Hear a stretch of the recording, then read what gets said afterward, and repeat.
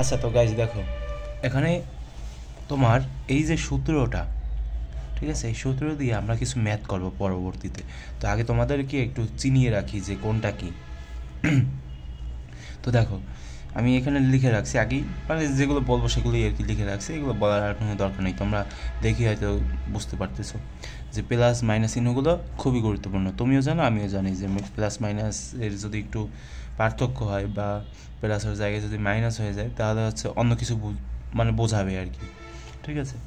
তো এই যে ইউ আছে না, ইউ ইউ কিন্তু সবসময় কী হবে, ধনাত্মক হবে, সেটাও আমি আগে থাকতে লিখে রাখছি। আর অবতলের ক্ষেত্রে ধনাত্মক মানে কি, প্লাস, ঠিক আছে। আর উত্তলের ক্ষেত্রে ঋণাত্মক, সবসময় ঋণাত্মক হবে উত্তলের ক্ষেত্রে। ভি ধনাত্মক মানে কি, মানে হচ্ছে তোমার বিম্বটা বাস্তব হবে, অর্থাৎ তোমার যে মানে ওই যে বাস্তব থেকে যে প্রতিবিম্বটা তৈরি হবে সেটা আর কি। ভি যদি ধনাত্মক হয় তাহলে বিম্ব হবে কি, বাস্তব। আর ভি যদি তোমার ঋণাত্মক হয়, এটা কিন্তু ঋণাত্মক লেখা, ঋণাত্মক হলে বিম্ব হবে অবাস্তব, ঠিক আছে। এগুলো কিন্তু তোমাদের জানতে হবে। আর তোমরা যেটা পারো সেটা হচ্ছে যে এই যে মানে আমি এখানে যেগুলো লিখছি না, সেগুলো তোমরা চাইলে তোমাদের খাতায় লিখে রাখতে পারো, যাতে ভবিষ্যতে যখন আর কি আমি এগুলো দিয়ে ম্যাথ করাবো তখন হচ্ছে তোমরা এগুলো ব্যবহার করবা। তো সেহেতু এগুলো লিখে রাখলেই ভালো।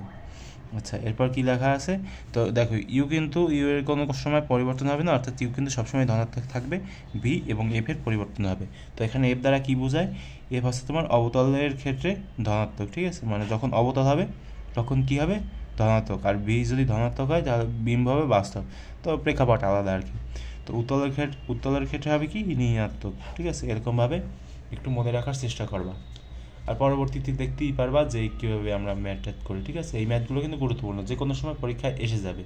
তো আমি চিত্রগুলো দেখাচ্ছি না, কারণ কি, ওগুলো যদি তোমরা একটু টেস্ট পেপার দেখে পড়ো না, তাহলে হচ্ছে তোমাদের কী হয়ে যাবে বলো তো, অটোমেটিক তোমাদের মাথায় এগুলো গেঁথে যাবে। তো চেষ্টা করবো ওগুলো টেস্ট পেপার দেখে সলভ করার, অর্থাৎ এরকম যে চিত্রগুলো আছে, ঠিক আছে, এগুলো হচ্ছে সাইড টপিক।